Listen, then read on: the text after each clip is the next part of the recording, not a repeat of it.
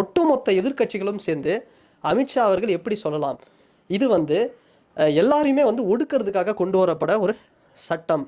For example பார்த்தோம்னா ராகுல் காந்தி அவர்கள் என்ன சொல்கிறார், காங்கிரஸுடைய ஒரு மிகப்பெரிய ஒரு தலைவர், இந்தியா அலையன்ஸ்லேயே வந்து ஒரு நம்பிக்கை நட்சத்திரம். அவர் என்ன சொல்கிறாரு, எங்கள் மன்னர் காலத்தில் தாங்க இப்படிலாம் பண்ணிட்டு இருந்தாங்க, அரசாங்கத்துக்கு எதிராக மன்னருக்கு எதிராக யாராவது குரல் கொடுத்தாங்க, ஒரு கருத்து தெரிவித்தாங்கன்னா அவங்கள தூக்கி ஜெயிலில் வைக்கிறது, அவங்கள தூக்கி வந்து கைது பண்ணுறது, இதெல்லாம் எப்போ நடந்ததுன்னா இந்த பண்டைய காலத்துக்கும் நவீன காலத்துக்கும் இந்திய வரலாறு நடுவில் ஒரு மிடிவல்னு சொல்லுவாங்க, அந்த ஒரு நடுவான அந்த ஒரு காலம் அப்படிங்கிறது.